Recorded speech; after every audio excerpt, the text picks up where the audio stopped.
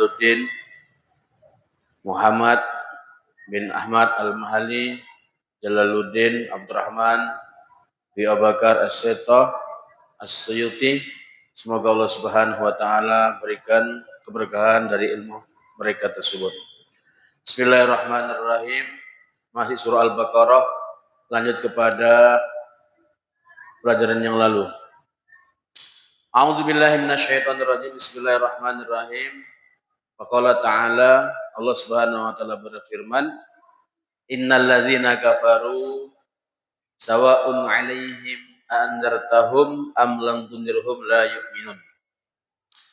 Innal ladzina, sesungguhnya orang-orang kafaru yang mereka berbuat kufur, ka Abi Jahlin, seperti mana Abu Jahal, wa Abi Lahab dan Abu Lahab, wa nahwihima dan seperti keduanya. Sawaun, baik, alaihim, atas mereka, a'anzartahum, engkau telah memberikan peringatan kepada mereka, maksudnya Nabi Muhammad, am lam tunzirhum, atau tidak memberikan peringatan kepada mereka, la yu'minun, mereka tetap tidak akan beriman.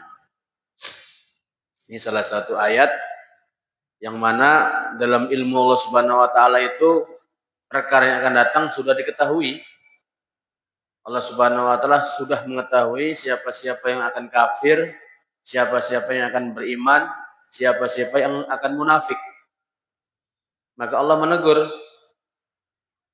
Sawa'un alaihim, baik atas mereka ya Muhammad, engkau berikan dakwah kepada mereka sampai tingkatan inzar. Inzar itu menyampaikan dengan kalimat ada pengancaman-pengancaman, namanya inzar. Kalau kau beriman, kau dapat surga. Kalau kamu kufur, kamu dapat neraka, namanya inzar, peringatan. Peringatan yang mengandung tahwif. Peringatan inzar yang mengandung salah satu ancaman namanya adalah inzar. Kalau bisyarah, kabar baik. Wa basyiril ladzina amanu wa amilus solihat annalahum jannat. Wahai Muhammad, berikan kabar gembira, namanya bisyarah. Maka Allah Subhanahu wa taala menjelaskan sesungguhnya orang-orang kafir itu sebenarnya diberi peringatan atau tidak, mereka tetap tidak akan beriman. Kalau kita pikir-pikir, kenapa Nabi Muhammad mendakwai mereka? Kepada Abu Jahal 25 kali, kepada Abu Lahab sering didakwai. Sebagai bentuk Nabi Muhammad itu adalah manusia sebagai rasul yang mencintai umatnya. Karena cintanya kepada pamannya, Abu Jahal ini paman, Abu Lahab itu besan. Maka beliau ini saking cintanya kepada mereka berdua, siang dan malam mendakwai kepada mereka, tetapi Allah berkata lain, baik kau beri peringatan atau tidak, mereka tidak akan beriman. Orang kafir itu Pak, sebenarnya ada dua jenis. Ada kafir yang asli, ada kafir ghairu asli. Kafir yang asli itu bagaimana? Yang asli dari lahir sampai menjelang tua, dia belum pernah mengucapkan kalimat syahadat, namanya kafir asli. Asli dia kafir, bukan agama Islam. Kafir yang tak asli bagaimana? Aslinya sudah Islam, sudah memeluk agama Islam, lalu kemudian murtad. Murtad ini kafir tak asli. Maka kafir yang tak asli ini kalau seandainya dia itu taubat kembali, masuk Islam balik, maka sholatnya wajib diqodho, puasanya wajib diqodho, zakat fitrahnya wajib diqodho. Kenapa? Karena kafirnya tak asli.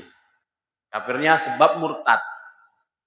Tetapi kalau kafir yang asli dari kecil sampai tua, sampai menjelang mau mati, dia masuk Islam, tak perlu mengqodho ibadat, termasuk sholat, termasuk puasa, termasuk zakat, termasuk haji, tak perlu mengqodho. Itulah bedanya antara kafir yang asli dan kafir yang tak asli. Makanya Islam itu rahmatan lil alamin.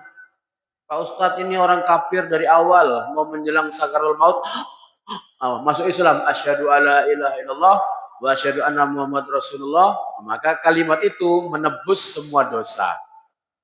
Lalu mati dia, dijamin masuk surga. Itulah hebatnya Islam. Makanya kita nggak boleh sombong. Kita dari kocik Islam sampai tua Islam, nauzubillah mau mati, murtad pula kita. Nauzubillah min zalik. Sudah menjelang ajal, mau finish, ternyata murtad. Nauzubillah min zalik. Makanya prinsip dalam Islam itu, kita itu waqala innani minal muslimin. Kita harus tawadhu, kita ini sama dengan orang-orang Islam yang lain. Jangan kita ini ahli ibadah merasa paling suci. Kita ini sudah menjadi sesuatu mempunyai jabatan dalam agama Islam, sudah merasa paling baik. Jangan, nanti endingnya adalah finish ketika di akhir kehidupan. Orang kafir itu saat ini kafir, andai kata di penghujung kehidupan dia bersahadat, maka syahadat tersebut telah membawa barokah dari kehidupan sampai kematian, dia dijamin masuk surga. Ada Pak Ustadz dalilnya? Ada Pak. Zaman dulu Nabi Muhammad SAW mengutus pasukan berperang untuk berjihad. Ketika itu ada seseorang sahabat naik kuda dengan kencangnya, dikejar itu orang kafir. Selepas dapat, kudanya jatuh, orang kafir tadi itu sudah terbaring. Orang Islam sudah bawa pedang, lehernya sudah ditaruh begitu. Tinggal gini kan saja mati dia. Tapi ketika dia terhunus, pedang sampai ke leher begini, ini orang kafir tadi Pak, syahadat. Ya Muslim, wahai orang Islam, la taqtulni, jangan bunuh aku. Asyhadu alla ilaha illallah wa asyhadu anna Muhammad Rasulullah. Ini orang kafir tadi itu terpojok, dia bersyahadat. Tapi sahabat tadi ini Pak, alah ini masuk Islamnya ecek-eceknya nih. Kenapa? Takut mau mati nih, makanya masuk Islam. Karena dia takut dengan pedang ini, maka dia bersyahadat. Kalau enggak, ini kurang ajarnya nih, orang kafir nih. Akhirnya apa? Ditebas sama dia. Lehernya putus. Lehernya lepas. Tapi sahabat yang lain tadi mendengar. Ada sahabat yang kedua melihat dan mendengar. Itu tadi ku tengok orang tadi itu sudah bersyahadat. Ya, kenapa kau tebas lehernya? Alah, itu bukan masuk Islamnya, itu ecek-ecek itu. Kenapa? Takut sama pedang gitu katanya. Akan kulaporkan kau ke Rasulullah ini. Ini perkara besar. Jangan kau sembarangan. Laporkan aja lah katanya. Bikin laporan katanya. Sampai ke Madinah, laporan. Ya Rasulullah, sahabat Fulan ibnu Fulan, aku melihat dan aku menyaksikan ada orang kafir ketika itu terhunus. Pedangnya sudah di leher dia. Tapi dia mengatakan syahadat, asyhadu alla ilaha illallah wa asyhadu anna Muhammad Rasulullah. Itu bagaimana ya Rasulullah? Siapa yang melakukan? Fulan dipanggil dia, dipanggil, diinterogasi. Betulkah saudara dalam melaksanakan apa yang tadi dibicarakan ini? Kamu akan membunuh orang dan kamu telah membunuh orang kafir yang sudah masuk Islam ketika terpojok? Benar ya Rasul. Kenapa kau lakukan? Setahu saya ya Rasul, dia itu Islamnya ecek katanya. Kau tahu eceknya dari mana? Sudah mau mati dia, sudah mau kubacok baru syahadat. Apa kata Rasul? Fala ubali. Saya nggak tahu nanti bagaimana kamu di padang mahsyar. Ini bahaya. Jangan kamu membunuh orang yang sudah bersyahadat. Nabi mengkhawatirkan Nabi tidak bisa bertanggung jawab atas perbuatan sahabat tersebut. Artinya apa? Nabi meyakini dan menduga itu Islamnya sudah betul. Islamnya sudah sah. Sudah bersahadat, sudah mengucap 2 kalimat syahadat walaupun itu musuh Islam, tapi sebelum mati dia bersahadat, Rasul meyakini itu adalah bagian daripada orang-orang yang sudah sah Islamnya. Sampai sahabat tadi yang membunuh 40 hari, 40 malam, Pak, bingung dia. Kesana, kenapa? Nabi marah. Nabi murka. Nabi tak rela ketika ada orang kafir yang sudah terpojok, bersahadat, Nabi tetap membela. Ini menunjukkan apa? Islam itu rahmatul alamin. Walaupun posisinya seperti itu, Nabi masih meyakini dan Nabi Muhammad masih membenarkan ajaran Islam tersebut, dia bagian daripada umat beliau. Makanya nggak boleh kita ini memberikan hukum, wah ini Islamnya tak betul itu, ecek-ecek, jangan. Asalkan sudah ikrar, asyhadu alla ilaha illallah wa asyhadu anna Muhammadar Rasulullah, sudah di agama Islam. Lalu kemudian macam-macam kafir itu dari sisi keberadaan mereka itu ada 3. Ada kafir harbi, ada kafir zimmi, ada kafir zindik. Saya ulangi, kafir harbi. Siapa itu kafir harbi? Orang kafir yang mereka ini mau menyerang orang Islam, membantai orang Islam, membombardir orang-orang Islam, namanya kafir harbi. Macam Israel, itu kafir harbi. Amerika, itu kafir harbi. Banyak orang tewas di Palestina, di bom, di berondong. Nah, itu namanya kafir harbi. Itu halal darahnya, halal nyawanya, halal rampasannya. Jadi kok kafir harbi itu ya halal, maksudnya boleh dibunuh. Namanya mereka ini mengancam dan membahayakan nyawanya orang Islam. Kafir harbi itu hukumnya dalam Islam tidak ada harganya, harus dibinasakan. Namanya kafir harbi. Yang kedua kafir zimmi, dia tidak beriman kepada Allah, tak mau iman kepada Rasulullah, tapi menghargai orang Islam, menghormati ajaran Islam. Macam di Indonesia. Indonesia ini kan ada agama selain Islam, ada Katolik, ada Protestan, ada Hindu, ada Buddha, ada Konghucu. Jadi kalau agama kita itu yang namanya kafir. Selain agama kita namanya kafir. Lebut lagi namanya non-muslim. Yang jelas mereka itu kafir zimmi. Kenapa? Mereka itu baik. Kadang-kadang kita Idul Adha, datang orang itu bawa lembu, potong di sini ada kan Pak? Potong juga, ada orang non-muslim, bawa lembu juga, asalkan masih hidup, ambil aja tak masalah. Karena kafirnya kafir zimmi. Kita sedang membangun rumah, kadang-kadang dia bantu juga, semen sak 2 sak, kafir zimmi. Kita ibadah, mereka menjaga juga di luar sana, namanya kafir zimmi. Nah kafir zimmi ini Nabi mengatakan, jangan menyakiti kafir zimmi. Perlakukan mereka seperti mana orang Islam dari muamalahnya, transaksi, jual beli, bermuasyarah, berakhlak. Kafir zimmi itu boleh selagi babnya bab bukan agama. Transaksi, jual beli, pinjam-pinjam, sewa menyewa, sama mereka boleh. Apakah Nabi Muhammad pernah Pak Ustadz ngutang-ngutang sama orang kafir zimmi? Pernah. Nabi Muhammad dulu utang gandum. Di saat beliau sudah sakit, menjelang tua, menjelang mau wafat, nah beliau itu nggak punya uang, nggak punya makanan. Beliau ngutang sama orang Yahudi, 30 sok gandum. Orang Yahudi di kampung beliau, penjual gandum, datang ke sana, beliau transaksi.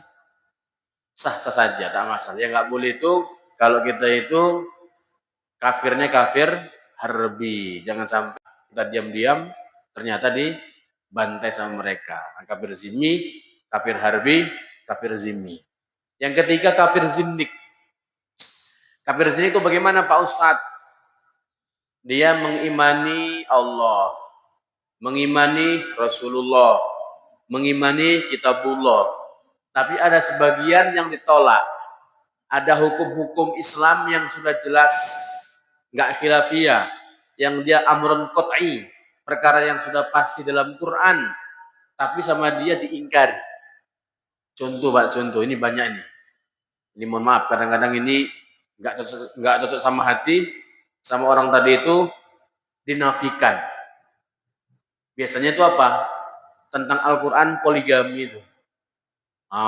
Itu fangkihu ma qabalakum minan nisa masna wa sulasa wa ruba'. Itu kan untuk kaum wanita itu pahit Pak. Kok disuruh nikah 2, 3, 4. Itu surah Al-Maidah itu. Jelas Al-Qur'annya ada. Kok ada orang menolak? Aku tak mau hukum itu berlaku katanya. Nggak ada itu katanya. Zaman dulu, zaman sekarang nggak berlaku. Zaman dulu berlaku, zaman sekarang tidak ada. Dan dia nggak meyakini. Nah, itu karena kafir zindik. Tapi kalau dia nggak mau, dia menolak tapi mengimani, tak masalah. Macam orang punya kesenangan jengkol. Bapak nggak suka jengkol, saya suka jengkol. Bapak nggak mau makan jengkol bukan karena mengharamkan jengkol, karena nggak suka saja, tak masalah. Tapi kalau mengharamkan jengkol, ya namanya zindik juga.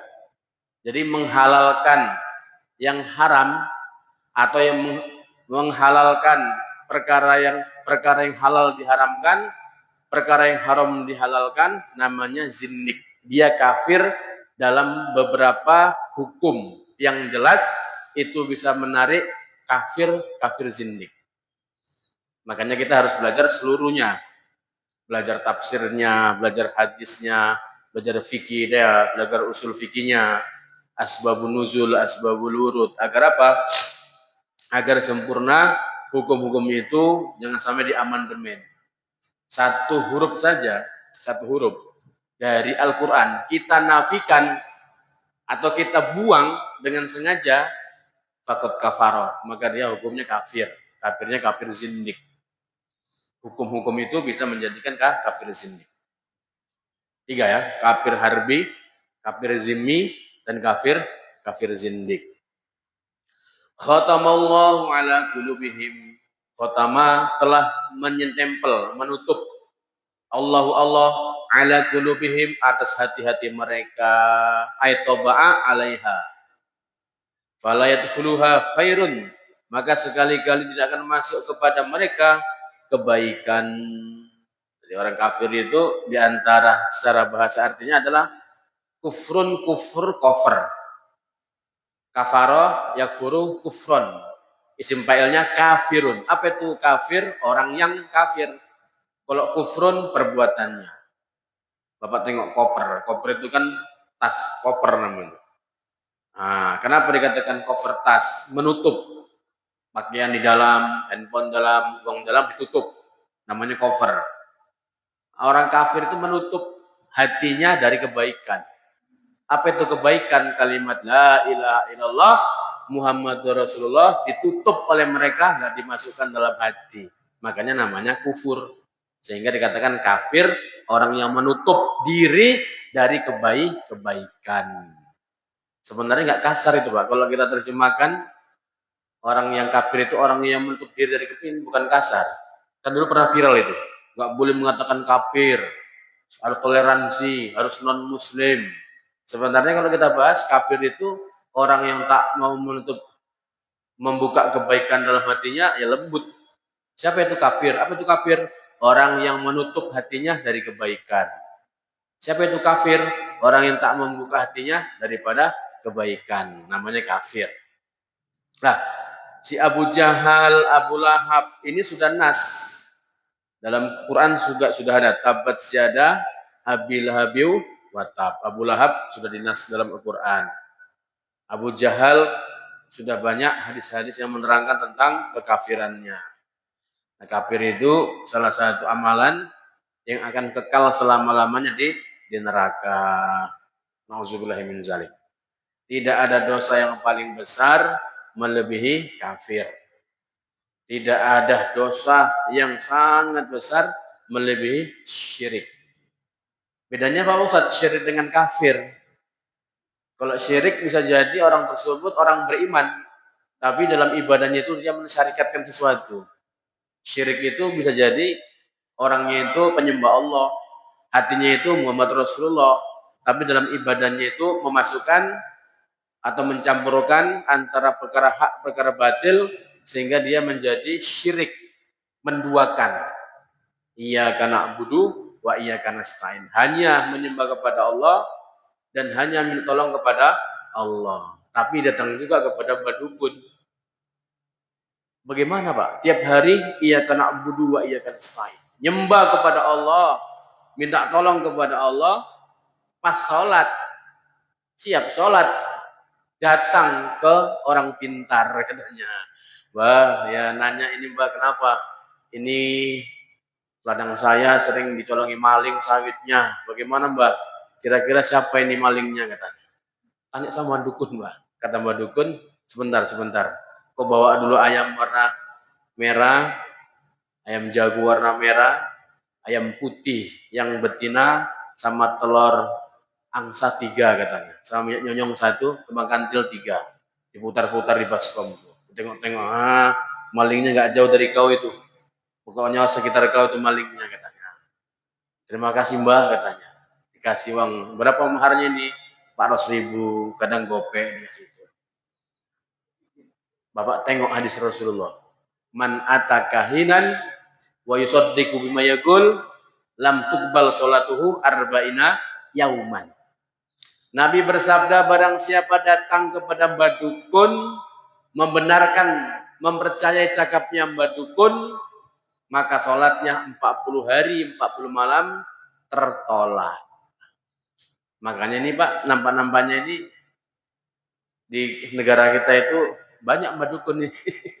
Indonesia, Masya Allah, sikit-sikit Mbah Dukun. Ada masalah-masalah Mbah Dukun.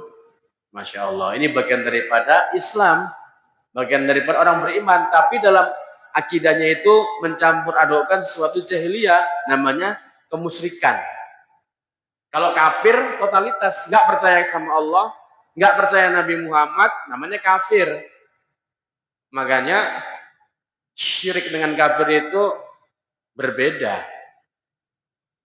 Berbeda. Mungkin orangnya pakai jubah, mungkin dia itu pakai janggut, mungkin dia pakai lobe, mungkin ibadahnya baik, tapi bisa syirik. Nah, pakai cincin ini Pak. Selagi saya pakai ini Pak, aku selamat ini Pak. Selamat cinta itu hoak katanya. Itu namanya kafir. Nah, kalau musyrik ini ya wa iya karena selain totalitas. Enggak lagi yakin kepada yang lain. Pak Ustadz, tapi kalau kita sakit kita minum obat katanya. Apa enggak syirik gitu? Katanya Allah yang menyembuhkan, Allah yang menyakitkan, Allah yang memberikan hidup, Allah yang mati. Kenapa kok kita berobat? Kenapa kok kita ke rumah sakit? Jawabannya, Nabi Muhammad ketika sakit pun dia berobat, karena berobat bagian daripada ikhtiar. Cuman nggak boleh yakin totalitas kepada obat. Pokoknya kalau minum obat ini pasti sembuh. Kalau nggak minum ini pasti mati. Nah, namanya syirik juga. Bapak lah kalau yakin dengan obat, pokoknya minum ini pasti sembuh. Itu namanya syirik juga. Bapak masih yakin kepada obat. Terus bagaimana Pak Ustadz? Karena Nabi Muhammad dulu sakit minum obat, aku pun minum obat. Kalau Allah berkehendak, obat ini bisa menjadi sembuh. Kalau Allah berkehendak, tanpa obat pun bisa sembuh. Karena Nabi Muhammad ketika sakit minum obat, saya ikhtiarnya pun sama dengan Nabi Muhammad minum obat. Itulah yang betul. Jangan sampai Bapak syirik juga nanti. Pokoknya aku selepas minum obat ini pasti sembuh. Siapa yang memastikan? Banyak orang minum obat mati juga. Banyak orang nggak minum obat sembuh juga. Makanya obat itu sebuah asbab. Mungkin dengan sebab obat orang tersebut sembuh. Ada orang juga minum obat mati juga. Tanpa obat ada yang sembuh juga. Makanya itu bagian daripada asbabus sihah. Asbab kesehatan kita yakin kepada Rabbul Asbab, yaitu Allah Subhanahu wa Ta'ala. Itulah yang betul. Sampai sini ada soal. Baru jam 7:30. Ada pertanyaan? Fadhol. Ya, silakan. Ya.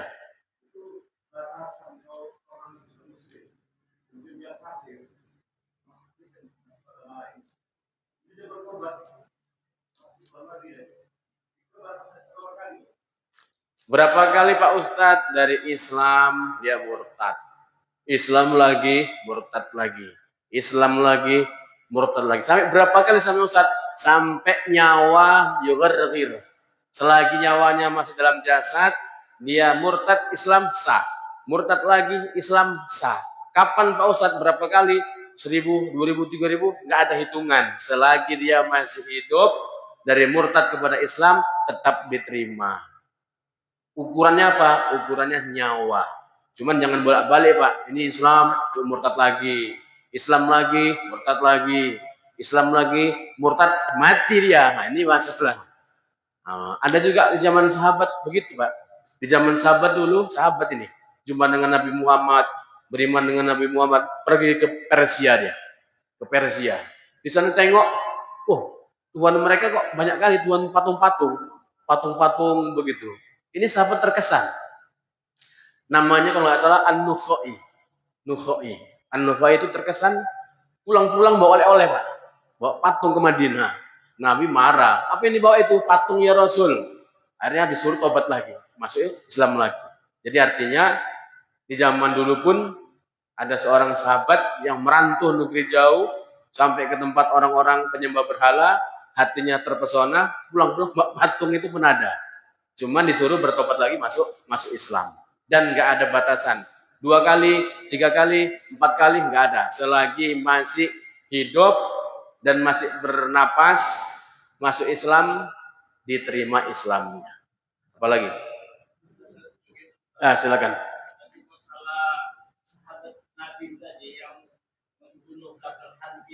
Iya. Kadang dia mau dibunuh, setelah dia jatuh, dia diancam, dia mengucap 2 kalimat syahadat. Jadi saksinya kepada dia pula yang membunuh. Padahal dia untuk menyelamatkan diri akibat jatuh hati membunuh dia. Iya. Jadi kalau dalam nas Al-Quran tadi dia tidak ada, maksudnya hukum orang mengucapkan 2 kalimat syahadat jatuh hati tidak dibolehkan, tidak ada. Seperti yang Abu Lahab, Abu Jahal dan lain-lain. Pertanyaan? Pertanyaannya tadi, kenapa ada sanksi kepada mereka, kepada dia yang menduga perhatian? Oh iya. Kenapa kena sanksi begitu? Jadi jawabannya, ada seorang sahabat tersebut hatinya mengganjal ketika kawannya membunuh orang kafir harbi yang sudah jatuh itu masuk Islam. Ini sahabat tersebut itu mengganjal. Kenapa mengganjal?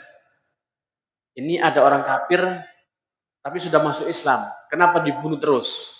Maka sahabat tersebut yang mengganjal laporan kepada Rasulullah. Ya Rasulullah, bagaimana hukumnya? Ini sahabat kita mengajar orang kafir sudah tersungkur dan dia masuk Islam tapi dibunuh. Nabi ketika itu tidak membenarkan sahabat tadi itu, melainkan Nabi itu mengkomplain. Kenapa kamu bunuh? Kenapa kamu bunuh? Nabi menyalahkan sahabat tersebut. Seharusnya jangan dibunuh. Maknanya seperti itu. Dan Nabi pun ketika itu membiarkan sampai 40 hari 40 malam nggak dicakapi dia. Menunjukkan perilaku sahabat tersebut salah. Tak betul. Pak Ustadz, tapi itu kan kafir harbi. Betul, kafir harbi. Nah, ketika selepas dia itu masuk Islam, dia berubah dari harbi menjadi zimmi dan menjadi Islam.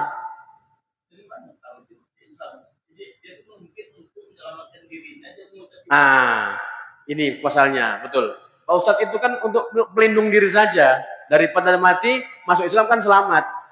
Innama umirtu bidzawahir, kata Rasul, aku diberi hukum oleh Allah itu untuk menghukumi yang zahir-zahirnya saja. Masalah hati dia itu urusan Allah.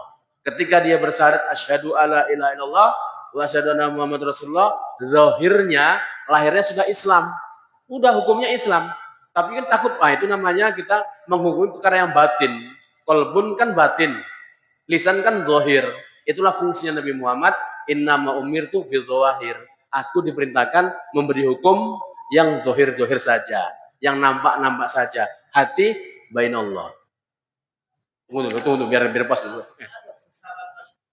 Masuk Islam ini persyaratan orang masuk Islam. Tak harusnya ada saksi, ada tanda tangan yang diturunkan, tak ada ucapan jadi ya orang ramai, enggak gitu. Bisa saya asyhadu la ilaha illallah wa asyhadu anna Muhammadar Rasulullah Islam. Iya. Tidak mungkin. Enggak mungkin.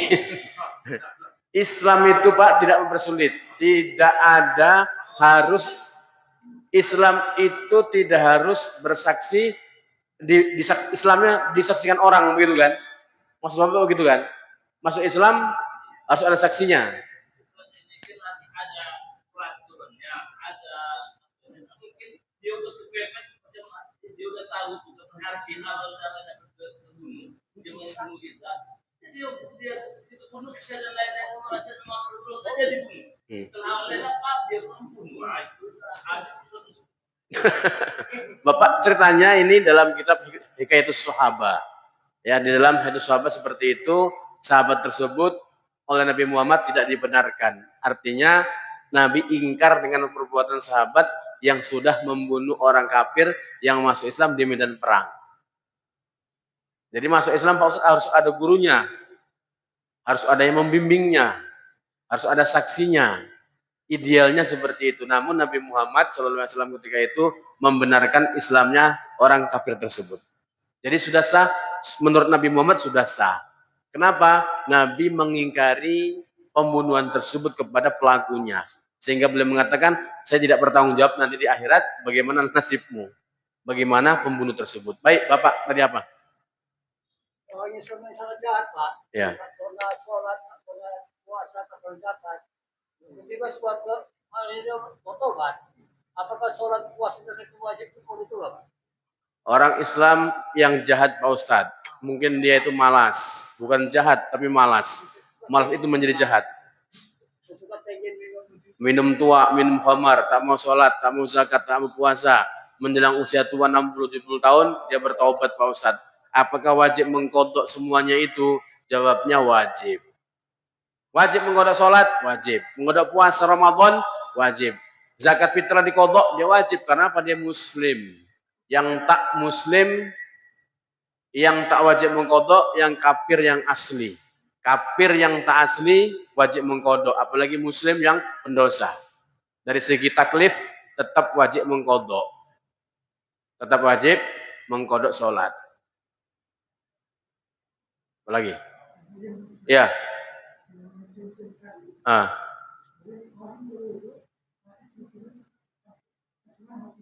Cincin Pak Ustadz, orang berwudhu dia pakai cincin. Bagaimana ketika itu?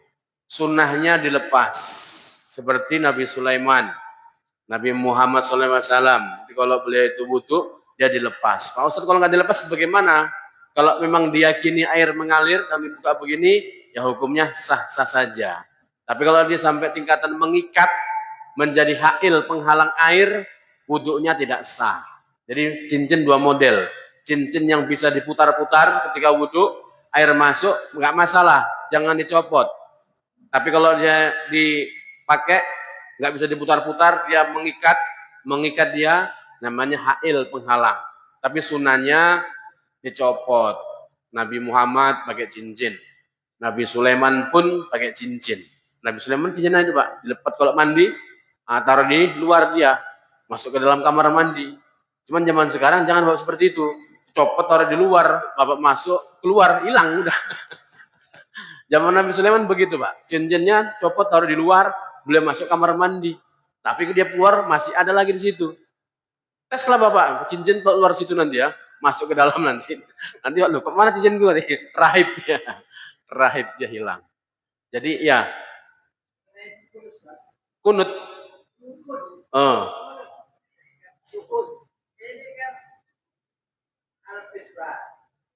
Ya.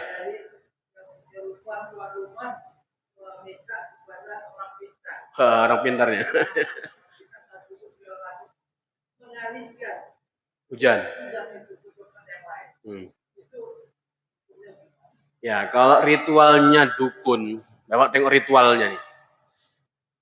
Dia pakai mediasi, pakai dia itu semacam sesajen, komat kamit, ya.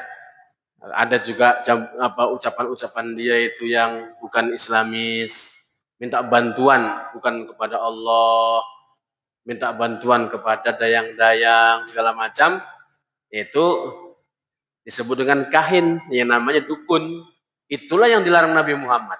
Man ata kahinan wa yusaddiqu bima yaqul lam tuqbal salatuhu arba'ina yauman. Termasuk itu enggak diterima. Salatnya 40 hari 40 malam. Siapa yang meminta kepada dukun seperti itu? Tetapi dalam Islam juga diajari Pak, namanya mengalihkan hujan itu dalam fikih juga diatur. Nabi Muhammad pun mengajarkan Allahumma hawalaina wala alaina. Allahumma hawalaina wala alaina. Ya Allah sekitar kami, ya Allah hujannya jangan tempat kami dulu.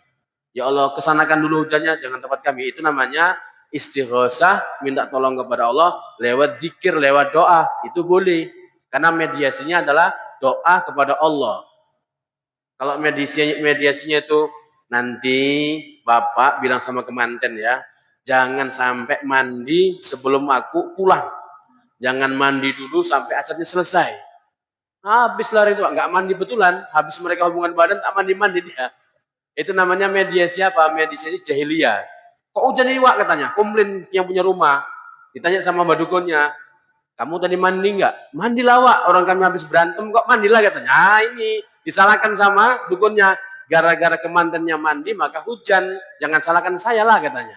Nah ini namanya mediasi jahiliyah. Tak boleh seperti itu. Karena kami mengalami Pak. Saya hidup di kampung. Nah gitu. Saya juga sering, Pak Ustadz, tolonglah saya mau pesta ini. Kalau bisa didoakan supaya nggak turun hujan. Ya saya boleh-boleh aja. Minta ruangan, istighosah, baca Al-Quran, mohon sama Allah. Allahumma hawalaina wa ala alaina. Ya Allah, hujannya sekitar kampung kami, jangan kampung kami. Ternyata makbul juga, alhamdulillah. Cuman nggak pakai mediasi-mediasi, minta telur, kembang kantil, minyak nyonyong, sama apa itu namanya ingkung, apa ingkung, ayam yang utuh itu. Nah, baru bilang sama kemanten, kamu jangan mandi ya selama 1 hari, nggak begitu. Pokoknya semua keluarga boleh mandi Pak Ustadz, boleh mandi. Boleh orang itu wudhu, boleh wudhu. Yang nggak boleh ngapain Pak Ustadz? Yang nggak boleh itu nggak sholat. Jangan sampai nggak sholat. Nah itu saya sering begitu Pak. Jadi artinya dalam Islam pun ada namanya pawang. Kalau bahasa kita namanya pawang. Pawang yang lewat doa, bagus. Pawang yang lewat ritual, mediasinya nggak jelas, itu bisa menjadi syirik. Karena apa? Yakinnya sama dukun tadi Pak. Ini kan ada malaikat Mikail penjaga hujan. Dukunnya itu pakai aturan-aturan yang seperti mana ritual tadi itu, kemudian turun hujan, orang kampungnya itu meyakini karena madukun inilah nggak turun hujan, karena madukun inilah turun hujan, sehingga kacau balau dalam akidah. Apalagi Pak?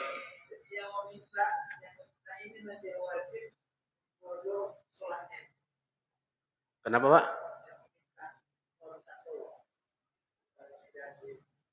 Ya.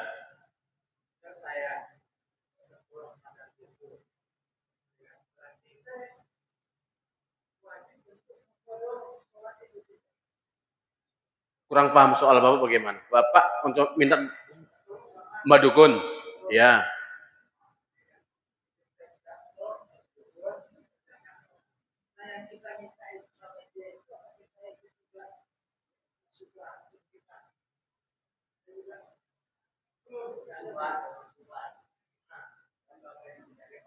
Dampak daripada yakin kepada dukun, ya, man atakahinan, barang siapa mendatangi dukun, wa yusaddiqu bima yaqulu, lalu dia membenarkan cakap dukun atau meyakini cakap dukun, maka itu dampaknya 40 hari 40 malam sholat orang tadi itu tertolak, nggak diterima oleh Allah. Sebab apa? Dia meyakini info-info dari dukun, meyakini keyakinan dukun itu adalah salah satu amalan jahiliyah. Nabi katakan, lam tuqbal sholatuhu arba'ina yauman, 40 hari sholatnya bermasalah, nggak diterima. Habis waktu. Ya, insya Allah. Makanya kalau pesta Pak, jangan undang dukun lagi. Nah, bacakan doa, minta sama Allah, insya Allah itu mujarab juga. A'udzubillahi minasyaitonirrajim. Bismillahirrahmanirrahim. Alhamdulillahirabbil alamin. Wassalatu wassalamu ala asyrafil anbiya'i wal mursalin wa ala alihi washabbihi ajmain. Rabbana atina fid dunya hasanah wa fil akhirati hasanah wa qina adzabannar. Walhamdulillahirabbil alamin. Subhanallah wa bihamdihi, subhanakallahumma asyhadu alla ilaha illa anta astaghfiruka wa atubu ilaik. Ala minkum. Assalamualaikum warahmatullahi wabarakatuh.